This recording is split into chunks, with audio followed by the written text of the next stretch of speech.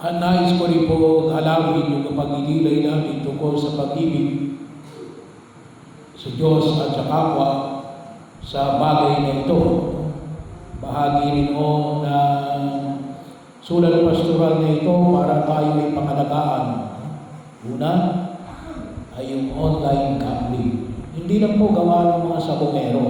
No? Yung mga sabongero na pinapatay, na ngayon ay nakukuha na yung mga buto sa lawa ng Taal. No? Pero kasama rin mo, kasi nagsimula yun sa nung panahon ng pandemya, online sabo, kung yung maalala, no? Nag-online sabo. Ngayon, hindi lang sabo, no? Lahat halos at sugal ay narito na, no? Yung iba, alaman po ng marami. Yung iba ngayon ay sabi ng iba, Pasal kalimutan na yung mga nagpapakamatay. Baka nagpapakamatay. Mga natalo sa sabungan, mga natalo sa online gaming. Pinapaya kasi sila ng kanilang mga kasamaan. Gawa na may utang online. Hindi mo kasi hawak yung pera. Kaya akala mo, nananalo ka lang. Hindi kaya akala mo, hindi ka natatalo. Kasi digital eh. Yung mga nasa Gcash, Paymaya. So, akala mo, may pera ka pa, pero kung tutusin, wala na. So, kaya, yun ang isa sa mga suliranin na yun. Marami ang mga na huhumali sa online gambling. At ano yung matindi rito? Kahit nasa loob ng kwarto, hindi mo namamalayan. Kung isang kausap mo, yung pala may hawak ng cellphone, naglalaro na, may tawag sila, scrotek ba yun? Ano yun? Scatter. Alam na alam eh, no? Kasama ka ba doon? Mag-ingat kayo. Ako. Baka kayo ay malulong, no? Sa online gaming. At maraming masisira yan. Maraming masisira. Kasi akala mo nung una hindi kami patatamahin. Pagkakataon. Kaya isa mo yun sa paanyaya na ipinamanig ng CBCP. Ano yung, hindi lang yung paglalaro, ano yun, pagiging kahaman. Ay bahagi natin na magkakaroon ka ng maraming pera at baka akala natin natin yung kaligayahan ay nabibili ng pera. Bagaman makita natin kung minsan kapag marami kang pera, ang tingin natin ay maligaya. Pwede rin. Pero ano yun, suwalo, mababa, siyado, na uri ng kaligayahan. At yun ay nakakahalik. Hindi mo alam. Nakahalik ka. Gusto mo palagi manalo ka kasi gusto mo lumaki yung pera mo. At kahit na isa wala ka ng pera, gusto mo makabawi. Kaya kumisan gano'n yung mga karanasan, yung mga bata na wala nang makita mo, hindi nang nalang mo sa loob ng computer room. No? Kasi nakakahalik eh, laro yun eh. No? Gusto mo palagi manalo.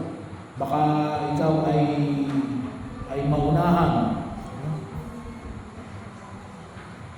At yan ay alin, inborn ay pera pinaghirapan ninyo.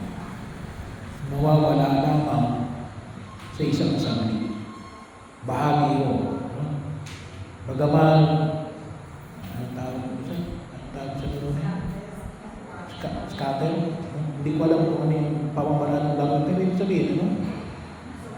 Through the power only of your fingertips, dalili lang ang gumagana.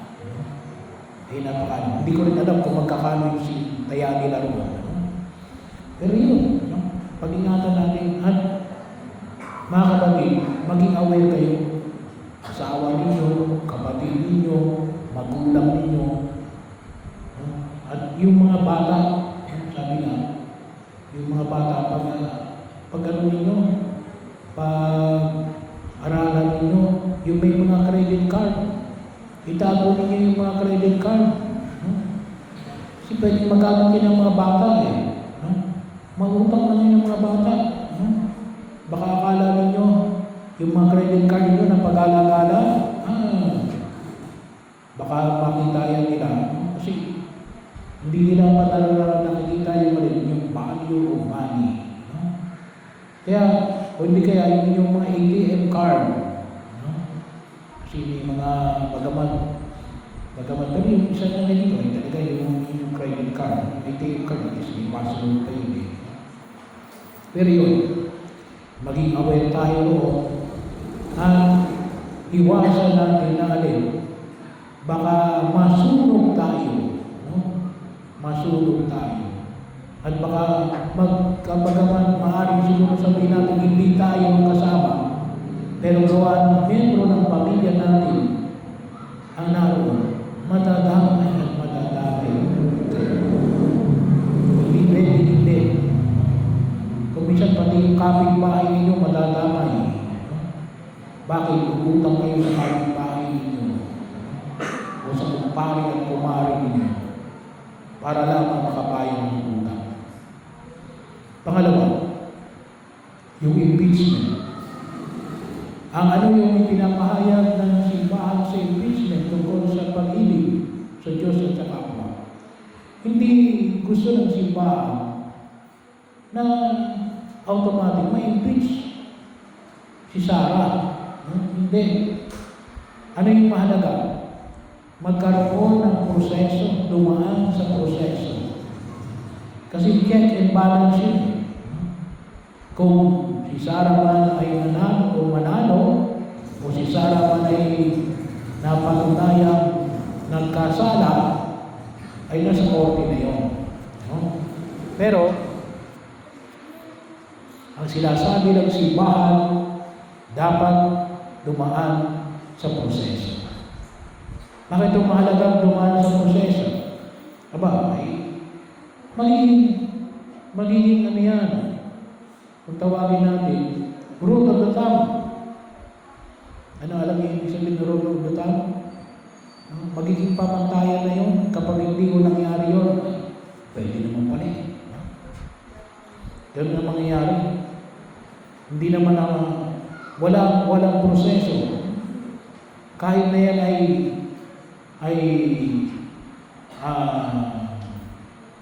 guilty or not guilty, anong mangyayari?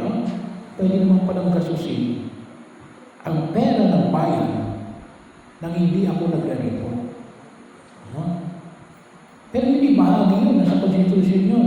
Kaya meron tayong COA, Commission on Audit. Ngayon, ang sabihin, huwag na natin gawin ng impeachment. Hindi parang binaliwala na natin yung Commission on Audit. So, patunayan ng magkabilang partido kung sino talaga yung tama. Pero dapat dumaan sa proseso.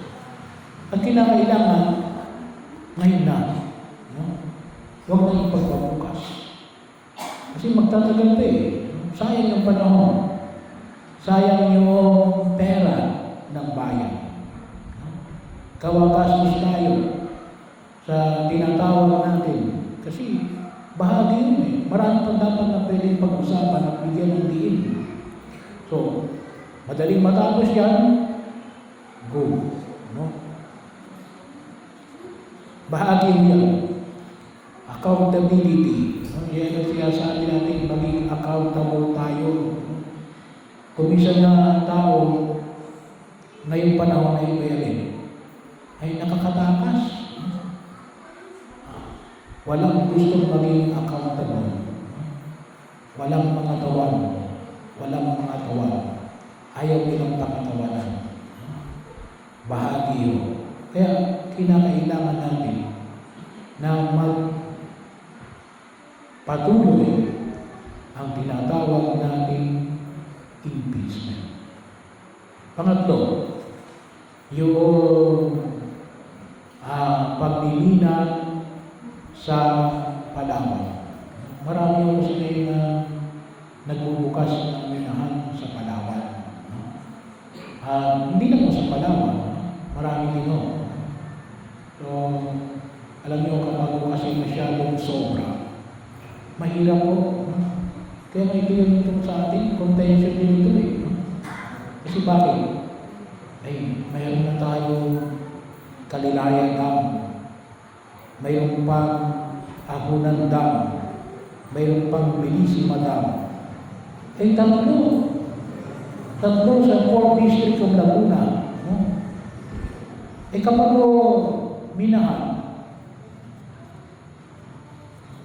yan minahan, kasi maghuhukay mo yan. Maghuhukay yan. Magbubutol ng puno. Ay, medyo malaki yung problema niyan kapag napakarami. No? Kasi bakit? Hindi special maraming tao. At maraming maapektuhan yan.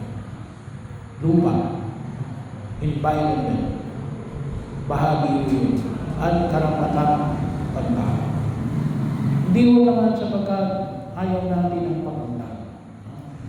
Kaya lang, baka mamaya, dahil sa gusto nating pagunlad, tinatapakan natin ang karapatan pagtao. Kaya dapat din natin pag-ingatan at ayusin. Kasi bahagi yun. Ngayon, hindi pa natin masyadong nararamdaman. Pero kapag nag-active na talaga yung mga yan, nagpulong na yung magkatrabaho sa dito, bagamat hindi ko sa atin, dadaanan lang naman tayo eh. Pero makita nyo yan, marami kasing taong pumunta na. No? Marami nang maging Islamero. No? Bahagi yun. At yun Eric, may kakambal na problema. Na kapag hindi mo nabigyan ng solusyon beforehand, maapektuhan tayo. No? Kapag nakita natin. Kaya napakahalaga rin yung patuloy na pag-aaral at pagkasaayos ng tao, ng kalikasan, at ng pagpapayaman ng ating kalikasan. At ito pong lahat na ito ay mga elemento natin na sana magawa natin na out of love, no? Hindi out of money. No? Kasi kung minsan ang namamayani pera-pera lang. No? Wala nang kwenta yung pag-ibig sa Diyos, pag-ibig sa kapwa. Ano yun? Wala, kapag natapalan ka ng pera, nawawala yun eh. Kaya kinakailangan natin ng matibay na paniniwala sa turo na Jesus, pag-ibig sa Diyos at pag-ibig sa kapwa.